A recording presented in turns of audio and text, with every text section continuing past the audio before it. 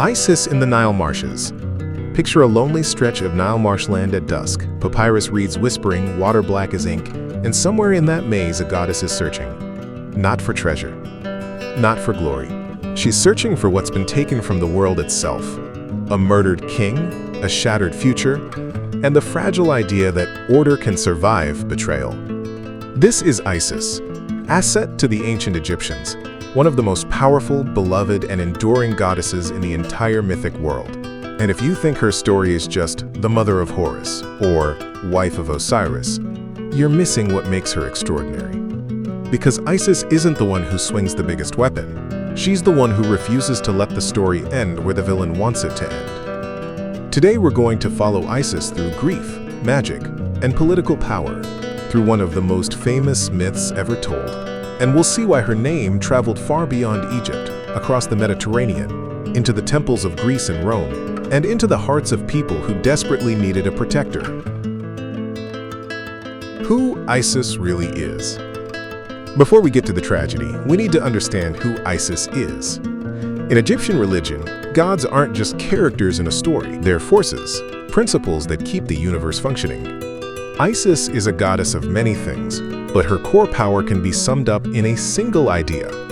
Isis is protection through wisdom. She's connected to magic, what the Egyptians called Heka, but not the kind of magic that's just fireballs and spectacle.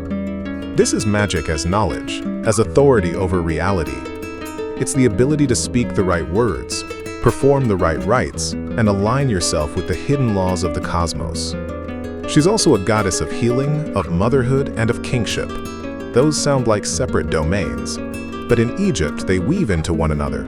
If you protect a child, you protect the future. If you protect the rightful king, you protect order itself. And if you can heal, you can restore what chaos tries to break. Even her iconography tells you who she is. Often Isis is shown with a symbol on her head, a throne, not a crown of jewels, but the hieroglyph of a throne, because her very name can be written with that sign. Isis is tied to royal legitimacy. The throne doesn't stand on its own. It stands because someone protects it, stabilizes it, and makes it sacred. And that is exactly what Isis does. The divine family and the balance of the world. Now let's place her in her divine family, because in Egyptian myth, family isn't just drama, it's the map of cosmic forces. Isis is one of the children of Geb, the earth, and Nut, the sky. Her siblings include Osiris, Set, and Nephthys. And from the start, those names tell you the balance of the world. Osiris represents kingship, fertility, the ordered rhythm of life and death. Set represents disruption, storms, deserts, violence, and the dangerous edge of the unknown. Isis represents protection, magic, and the intelligence that preserves the good. Nephthys often stands beside Isis in mourning and ritual, a shadow sister, supportive and complex. Osiris and Isis become partners, husband and wife, king and queen. Together they symbolize a stable Egypt. Prosperity, law, agriculture, the Nile's predictable flooding, the sense that the world makes sense. And then Set decides the world should not make sense. The murder of Osiris. The murder of Osiris is one of the central myths of Egypt, but if you tell it only as Osiris dies, you lose the most important part, Isis's response. In many versions, Set crafts a trap, a beautiful chest, perfectly measured to fit Osiris. He throws a feast, makes a game of it. Whoever fits the chest gets to keep it. Osiris lies down. The lid slams shut.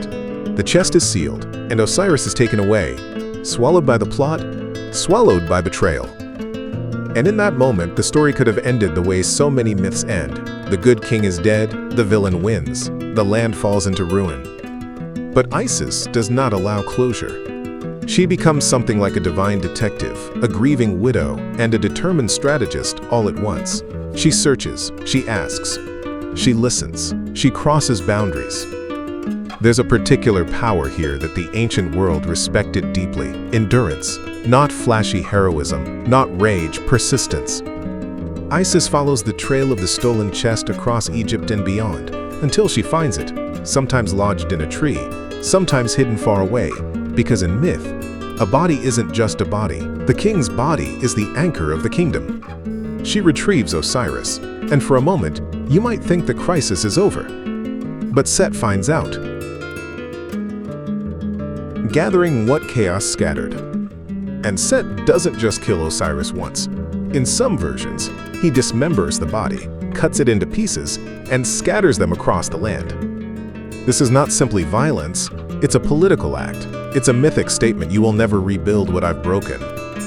But Isis does not hear that as a prophecy. She hears it as a challenge.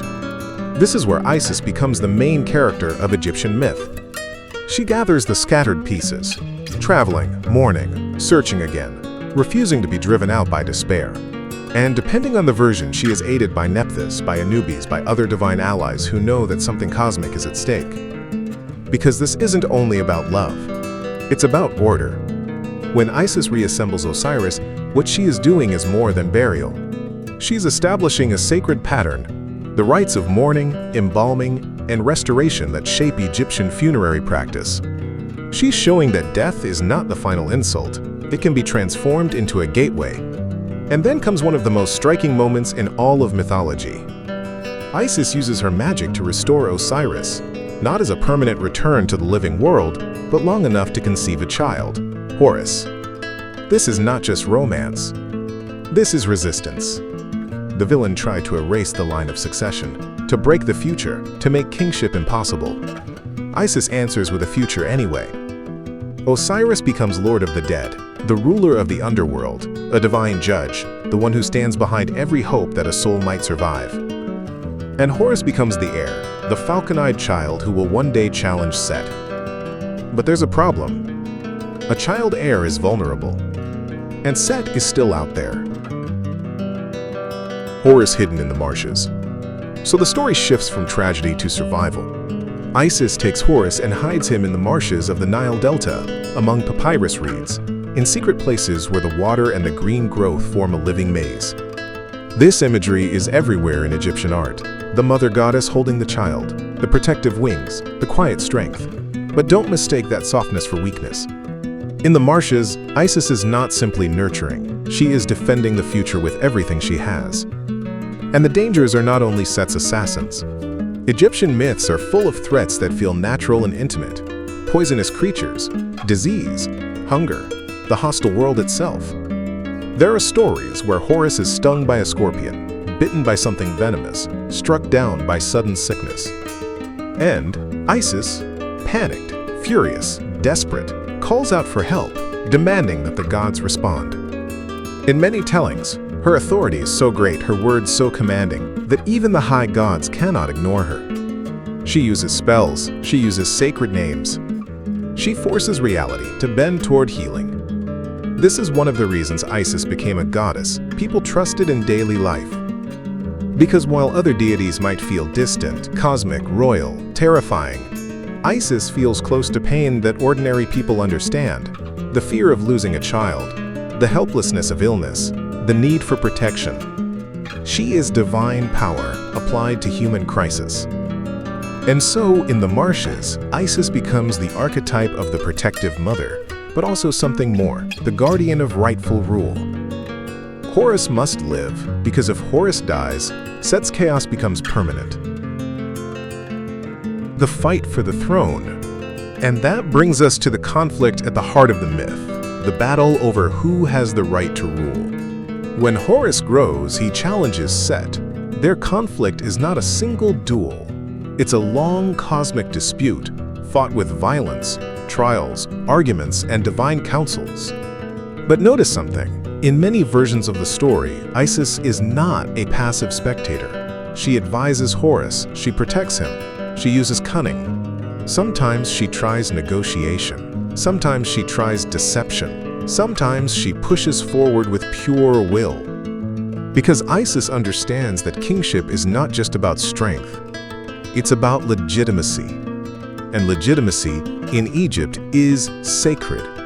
It's the difference between Ma'at, order, truth, balance, and Isfet, chaos, lies, breakdown. Isis stands on the side of Ma'at, but she is not naive about how hard it is to win. In a lot of modern storytelling, magic is treated like raw power. Whoever has the biggest spell wins.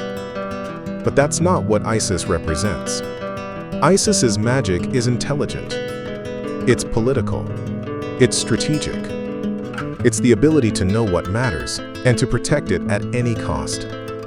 And that brings us naturally to one of the most famous Isis's pure power myths, because there is a story that takes her from influential goddess to unstoppable force. The symbols of Isis. Before we go to that story, let's decode the symbols you'll see in Isis imagery, because these aren't decoration, they're theology. First, the throne symbol on her head. That's a direct statement that Isis is tied to royal authority. She is not just beside the throne, she is part of what makes the throne stable. Second, the wings. When Isis spreads her wings over a pharaoh or a coffin, she's doing the same thing a bird does for its young, shielding, warming, guarding. It's protection made visible. Third, the cow horns with a solar disk, an image she shares with Hathor in later periods. This connects Isis to cosmic motherhood and divine power linked to the sun itself.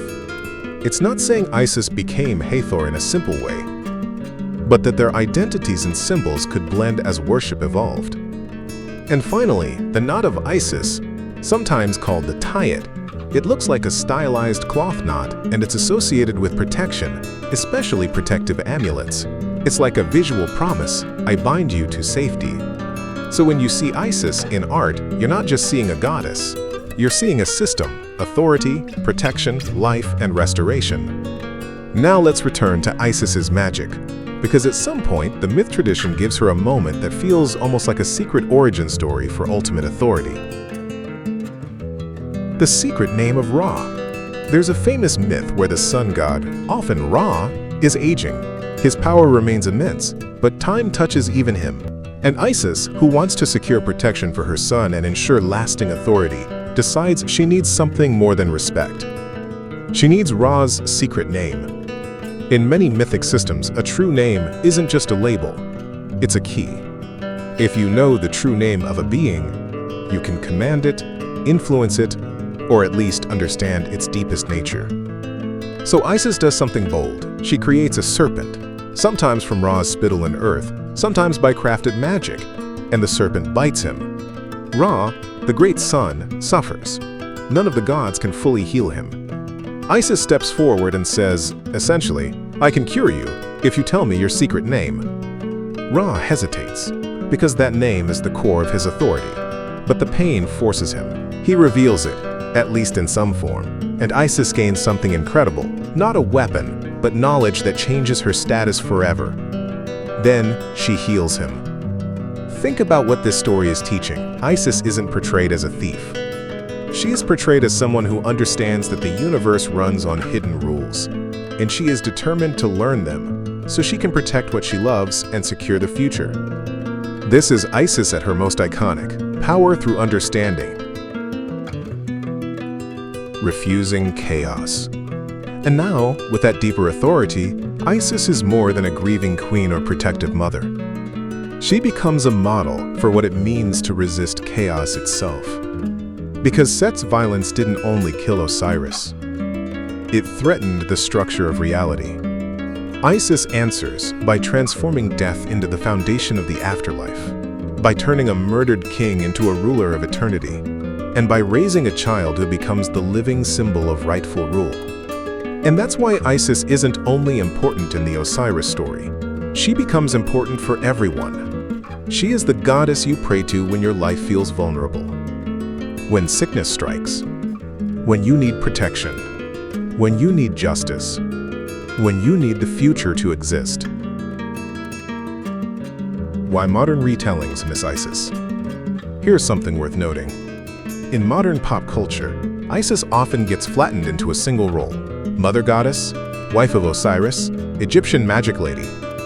But that's like describing a queen as someone who lives in a palace. The mythic Isis is political power, she is ritual power, she is cosmic intelligence. She is grief turned into action, and she's also, importantly, a deity with personal intimacy, someone ordinary people could feel close to. Pop culture often prefers gods who are either terrifying or flashy. Isis is neither of those in a simple way.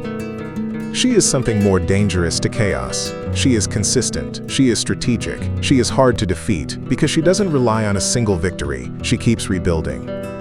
So if you've ever seen Isis portrayed as a background character to Osiris or Horus, remember, without Isis, there is no restoration, no heir, and no resolution. She is the engine of the myth.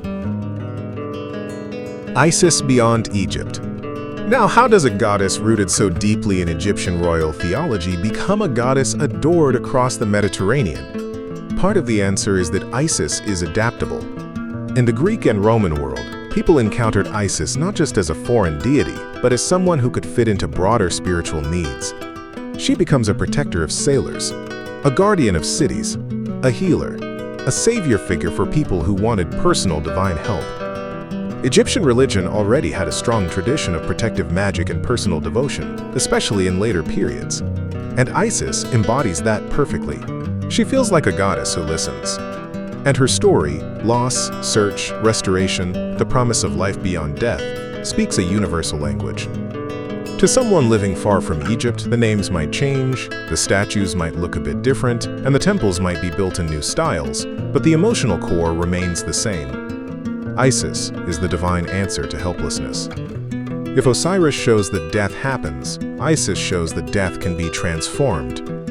If Set shows that chaos can strike, Isis shows that chaos does not have to win. And it's worth emphasizing, Isis's popularity beyond Egypt is not just about politics or empire. It's about the type of goddess she is. Some gods demand sacrifice and obedience from a distance. Isis offers protection and closeness while still being absolutely powerful. She's royal and intimate at the same time. In art, you'll often see her with Horus as a child on her lap, in a pose that later viewers, centuries later, would recognize instantly as an image of a divine mother and child. But in the Egyptian context, it's also political. Horus is the rightful king, and Isis is the force that keeps him alive long enough to claim his throne. So that image is comfort, and also a promise of stability. The goddess who rebuilt fate. Let's pull all of this together, because Isis can seem like many things at once. She's a mourner, a magician, a healer, a queen, a mother, a protector. But these aren't separate masks. They're the same purpose viewed from different angles. Isis represents the power to preserve what matters. When everything is breaking, she gathers the pieces. When the future is threatened, she hides it, defends it, and nurtures it. When reality itself seems cruel and final, she finds the secret mechanisms that let life continue. And the most important lesson of Isis, maybe the reason she remained beloved for so long, is that her greatest power isn't destruction, it's restoration. So the next time you hear the Osiris myth, try telling it with Isis at the center. Not as a supporting character, but as the one who refuses to accept the terms of defeat. Because in the end, Set kills a king, but Isis builds an afterlife. Set tries to erase the future, but Isis creates the heir. Chaos throws the world into pieces. And Isis proves that the pieces can be gathered, reassembled, made sacred again. That's Isis, not only the mother of Horus, not only the wife of Osiris, but the goddess who rebuilt fate with her own hands. Thanks for watching. Thank you for watching. If you enjoyed this journey into Egyptian mythology, please like the video, subscribe for more tales from the gods, and tell me in the comments which deity you want to see next.